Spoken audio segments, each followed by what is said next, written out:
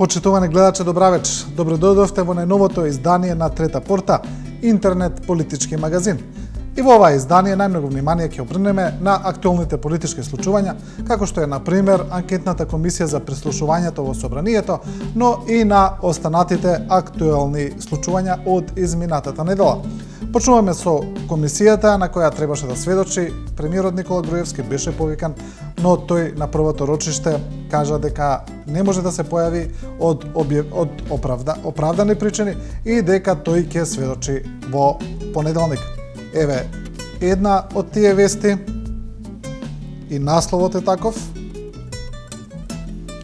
Претседателот на ВМРО ДПМН и премиер Никола Груевски поради редовни обврски ќе одговори на поканата на анкетната комисија во собранието на Република Македонија на 14 декември и ќе се обрати пред пратениците од истата комисија. Ова предмалку го соопшти од неговата партија токму неколку минути пред терминот кој беше одреден да се појави во собранието пред членовите на комисијата. Груевски е првиот сведок што ќе се појави на анкетната комисија на предлог на ВМРО ДПМН. Премиерот се предвидува да зборува за затворена врата, без присуство на медиумите во уставна сала во собранието, каде се одржува настанот. Поранешниот директор на Управата за безбедност и контраразузнавање Сашо Мјалков треба да сведочи во петок, а поранешната министерка за внатрешни работи Гордана Јанкуловска на 14 декември, за кога и Груевски соопшти дека е слободен. Миле Јанакиевски ќе сведочи еден ден подоцна. А реакции за анкетната комисија и за неизвиното функционирање или нефункционирање има доста. Одиме со Јани Макрадули, поранешен пратеник од страна на СДСМ, кој напиша на својот Facebook профил: според ВМРО ДПМН, Груевски ќе се обратил на анкетната комисија. Прво, тој е повикан како премиер, а второ, повикан е да одговара на прашања, а не да се обраќа. Ама тоа е, филмот во нивната апсолутистичка глава уште трае. И на својот препознатлив стил, Бранко Тричковски исто така реагира за анкетната комисија на Facebook, на неговиот Facebook профил и вели: Груевски бил залепуван со неостик. Груевски дошол на сослушување пред анкетната комисија за преслушување со 2 канти неостик, му ги фрлил на Шелегов и рекол: еве со што се лепени снимките, следниот пат ќе ви ги донесам и ножиците. Седницата е прекината, а неостикот е даден на анализа во Висбаден. Ако Груевски ги донесе ножиците, Шелегов лично ќе ги однесе на вештачење во Пало Алто, Калифорнија. Секој е невин се додека не се докаже дека другите не се глупаци. Тоа го пишува Бранко Тричковски. Одиме со Дамеч Катровски, исто така активен Facebook корисник, кој вели: Груевски ќе сведочел. Не бе, тој ќе одржи говор само за инвестиции, фабрики и ќе се замине. И тоа на 14 декември, кога сака тој. И еве ќе бидеме дел од коментарите. Ова ќе биде контрапродуктивно за СДСМ, што ќе им биде срам 2 збора да објават во јавност. ДПМН веќе го има сценариото, актерите и сцената, сето друго е публика. Одиме со Владко Василј, познат корисник на Facebook, твитераш, што би се рекло. Василј сега вели: ај за многу години Грујо во сведочение. Значи, една хумористична забелешка и Трајче Груевски, првоборец од Сојузот на борците на Македонија, пишува, меѓу другото, и за анкетната комисија, вели: коперникански пресврт. Република Македонија има анкетна комисија за недозволено прислушување. Таа веќе одржа неколку седници, на тие седници се виде дека комисијата не е сакана од владеачката партија. Во стилот: кој се има мувата на капата, тој се ја ишка. Анкетната комисија е формирана со политички притисок. Во првите расправи на седниците се види дека се сака да се стесни бројот на прашања што ќе се разгледуваат. Комисијата треба да прави одредени истражувања, меѓутоа членовите од владеачката партија се спротивставија на таквата идеја. И овој пат беше забележително дека јавноста не е посакувана. Тоа го пишува Трајче Груевски. Емисијата ја продолжуваме со останатите колумни и анализи во однос на политичките преговори. Како што е познато на јавноста, веќе се пробиени доста рокови во однос на преговорите. Еден од нив е и законот за медиумите. Има реакции за тоа, ќе видиме. Има и за останатите точки. Исто така се прават обструкции кај формирањето на специјалното обвинителство, бидејќи се уште не се носи еден закон кој го бара јавната обвинителка Катица Јанева. Ќе видиме дел и за тоа, а сега одиме со Сашо Ордановски. Ордановски повторно напиша колумна која стана прилично забележена во јавниот простор. Насловот е "И ДПМН сит и фамилијата на број".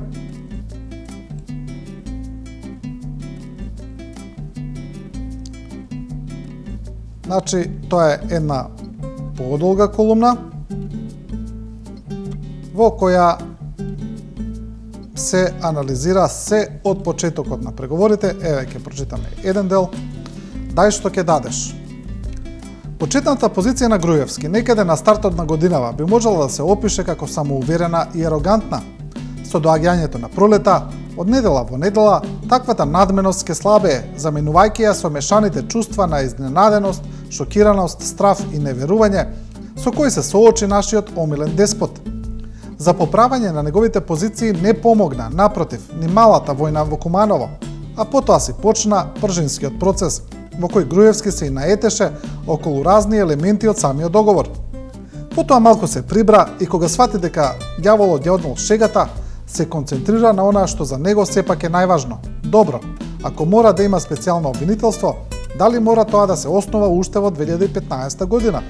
Ако мора, дали е неопходно да почне со процесуирање на случаите до изборите во април 2016? Ако мора и тоа, може ли барем да не подигнува обвиненија до изборите во април?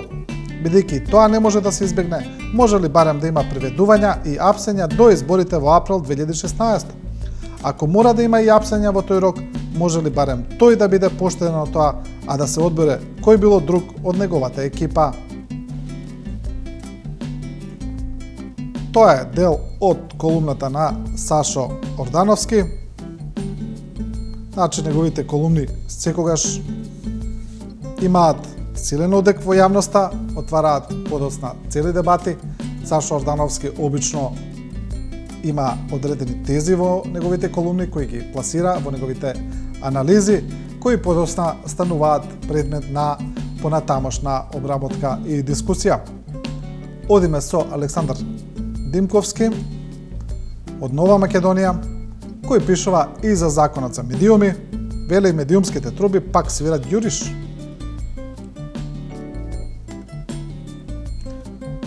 Во целата оваа играрија со регулирање на медиумската сфера, нејасна е и улогата на меѓународната заедница и посредникот во преговорите, белгискиот експерт Питер Ван Хоуте. И Брисел и посредникот порачуваат дека се залагаат за европски стандарди во медиумите и тоа се повторува постојано. Па добро, можно ли е да не знаат и зошто никој не им каже дека во Македонија постои закон за медиуми во чија изработка учествуваа експерти од Европската Унија и од ОПСЕ? И тој одамна ја помина контролата и беше поздравен од Европската Унија.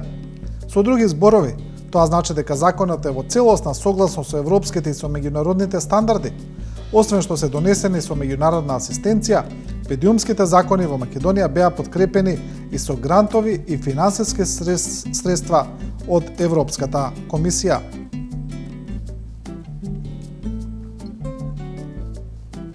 Тоа го пишува Александар Димковски. А интересна колумна има и Владко Ѓорчев од ВМРО ДПМН. Тој пишува "Цензура и диктатура на црвените кмери од СДСМ".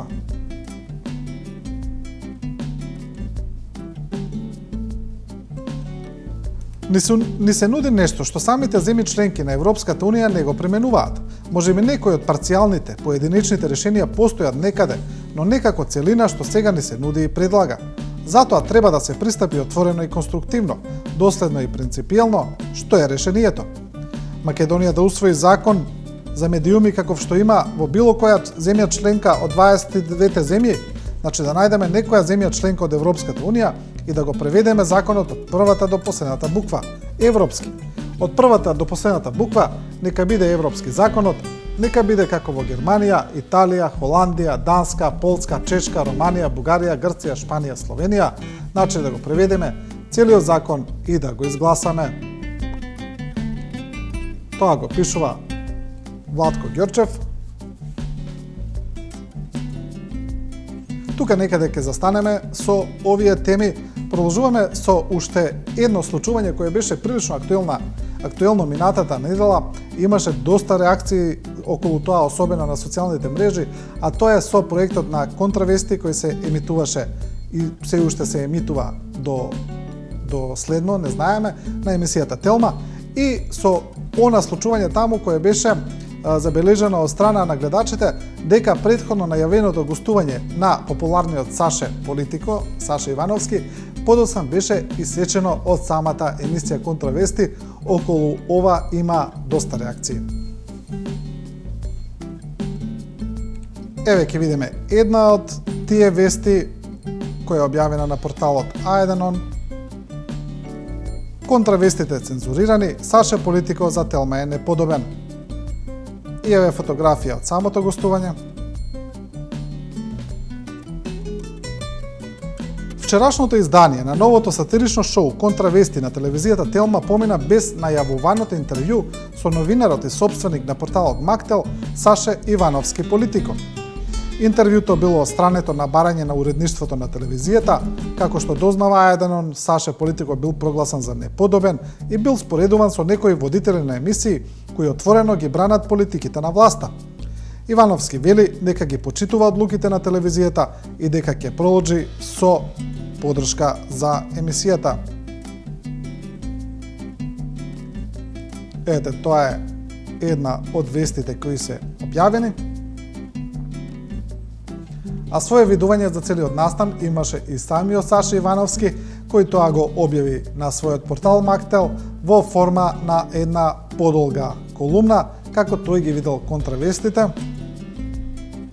Значи, тука има доста детали, како бил повикан, како отишол, што се случувало тамо, но еве ќе видиме еден дел кој се однесува на овие обвинувања за цензура кои се појавија во јавноста.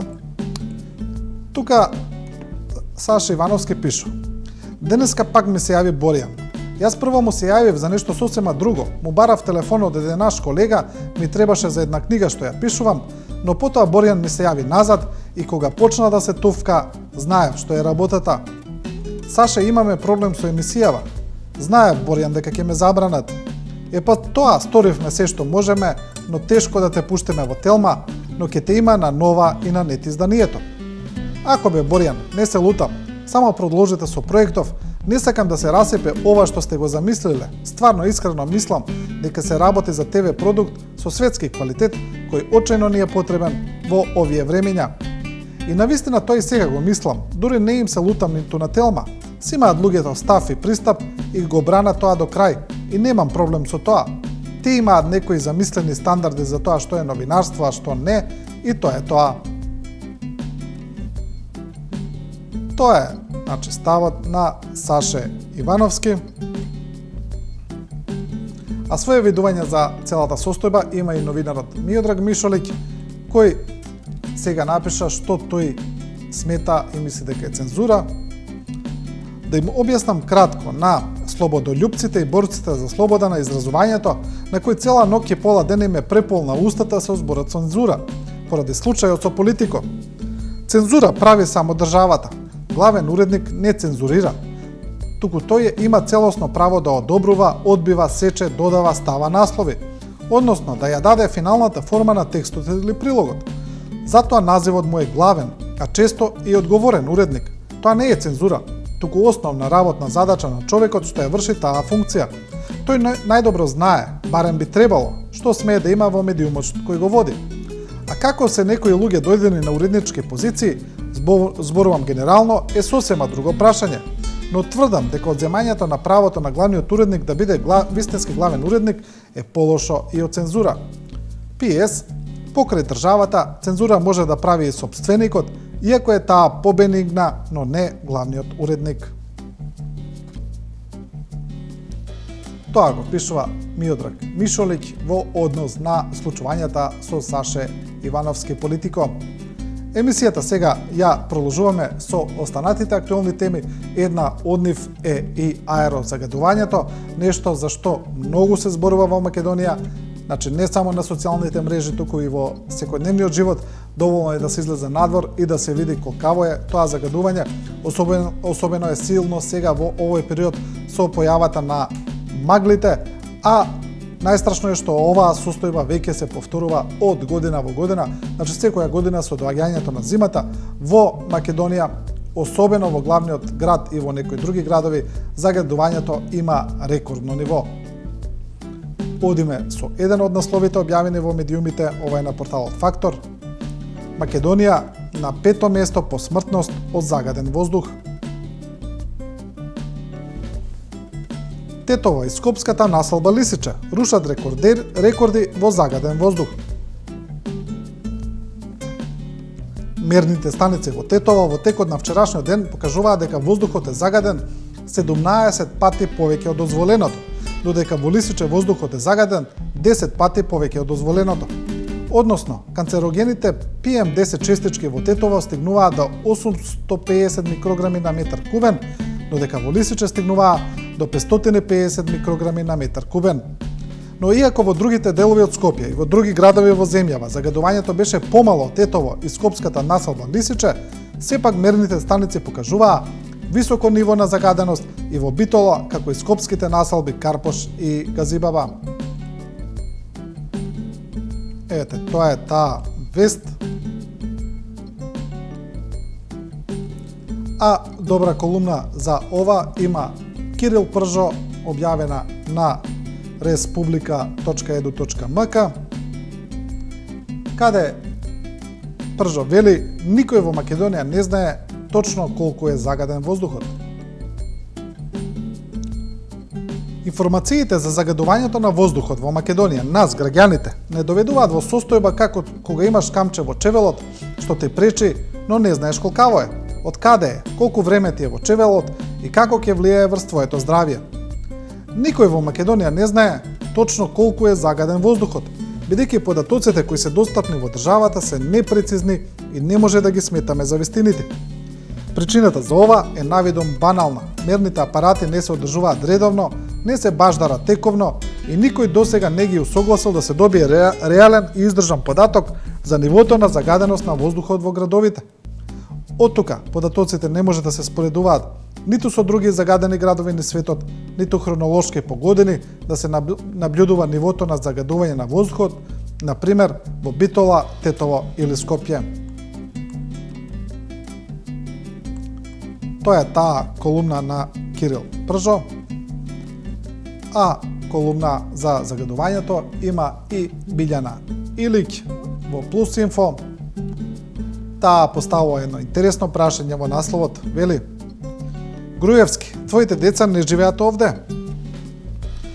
Граѓаните секојдневно се прашуваат дали децата на премиерот и на политичарите во извршната власт, на пратениците, на градоначалниците, како и тие самите, едноставно не живеат овде и затоа енормното загадување на воздухот не им е приоритетна задача и императив меѓу проблемите. Или можеби нивните деца се со боци кислород одат на училиште и на други активности. Не се, ѓаволот одамна ја однесе шегата, а сега е време да се преземат конкретни мерки за конечно да се решиме од смогот, од болестите што тој ги носи, од трошоците за државата и за граѓаните што од сето тоа произлегуваат. Тоа е таа колумна на Билјана Илиќ. Емисијата сега ја продолжуваме со останатите настани собрани на едно место. Еден од оние поинтересни случувања е пресод на новиот министар за внатрешни работи Оливер Спасовски, кој се однесува на користењето на службени возила и на обезбедување од страна на луѓе кои немале право на тоа. Тука се спомнати една низа, редица на личности, а своје мислење, своје размислување околу тоа има и поранешниот министар за внатрешни работи Павле Трајанов.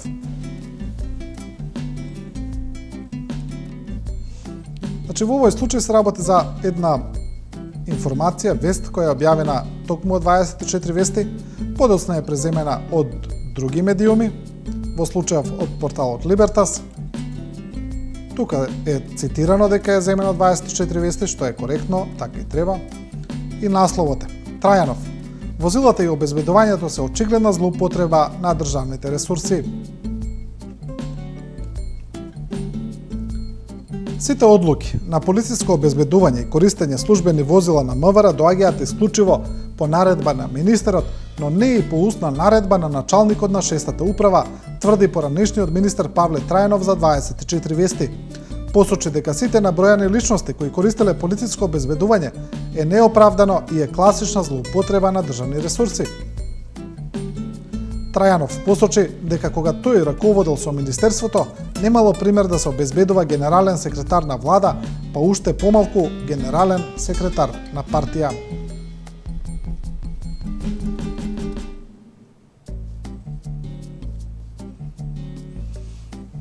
Тоа го пишува Павле Трајанов, а изминатата недела внимание на јавноста привлече и еден прилично интересен пост на отец Пимен, поглаварот на Европската епархија, кој напиша дека тој мисли дека верниците во еднина во црквите, во манастирите, треба да носат работи кои не се толку конвенционални и кои досега ги носеле.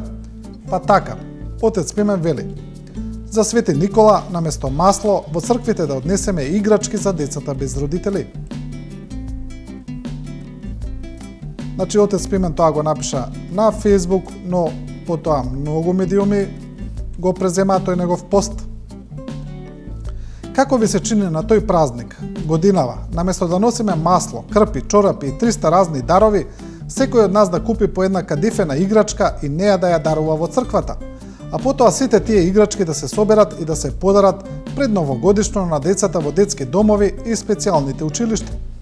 Верувам, поголема ќе биде радоста на децата со играчките, а и нашата на свештенството, ако ја реализираме оваа идеја, отколку да ги наполниме црковните магазини со разни дрангули. Јас кажав и ќе однесам мече во црква тој ден, а вие постапете според вашата совест, според вашата хуманост, според вашата вера, според вашето милосрдие и според вашиот буџет. Сепак Господ Бог нема да ги заборави овие деца, ако не преку нас ќе им даде радост преку некој друг. Тоа го напиша отец Пимен и привлече огромно внимание на јавноста.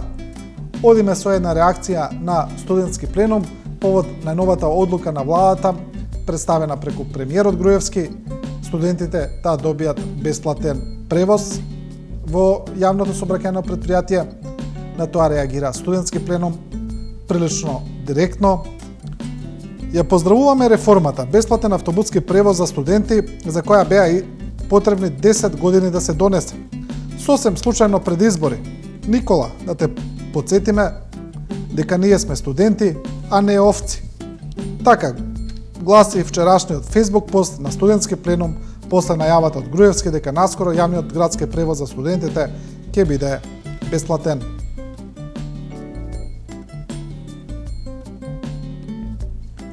Прилично забележителна колумна имаше и Стојан Андов, поранешен председател на собранието.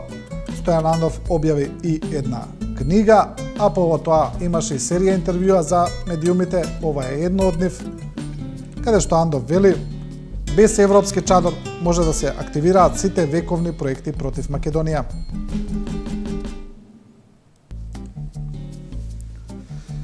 Имаме огромни проблеми што носат закана од голема дестабилизација. Доколку ситуацијата не се разреши, сигурно ќе следуваат мерки од Европската заедница и откажување на некои досега направени чекори, како на пример повлекување на препораката за членство. Ако останеме без европски чадор, може да се активираат сите вековни проекти кон Македонија, што беа напуштени во моментот кога добивме автономен статус и независна држава. Ова го пишува Стојан Андов.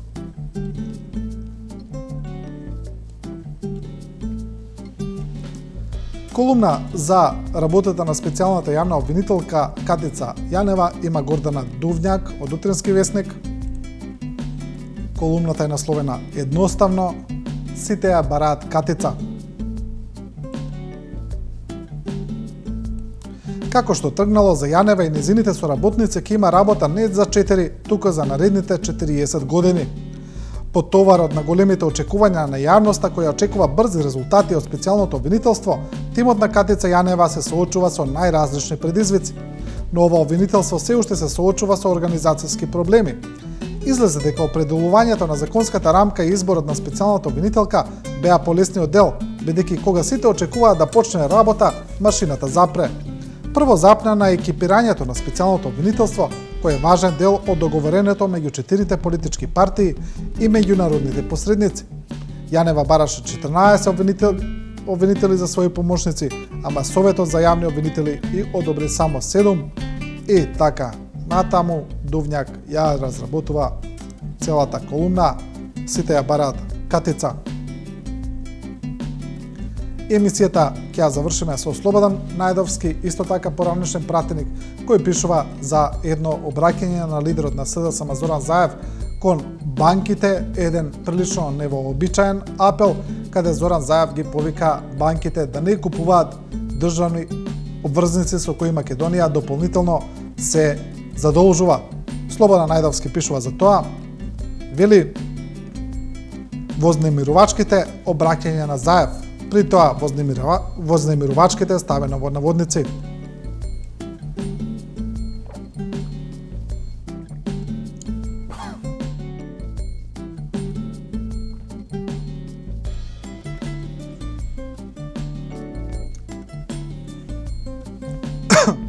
Најдовски вели: се отвора прашањето дали банките ќе одговорат за кризата со задолженоста на државата и дали ќе ги понесат и последиците. Банките работат со парите прибрани со депозитите од граѓаните. Зошто банките не би биле одговорни за тоа каде ги вложуваат парите на граѓаните?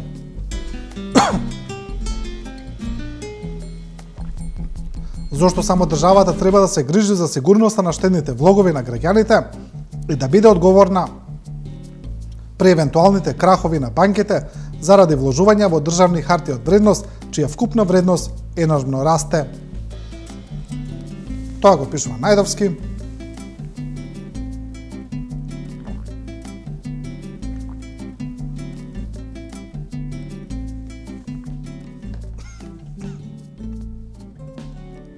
Почитувани, ова беше последна содржина во оваа трета порта.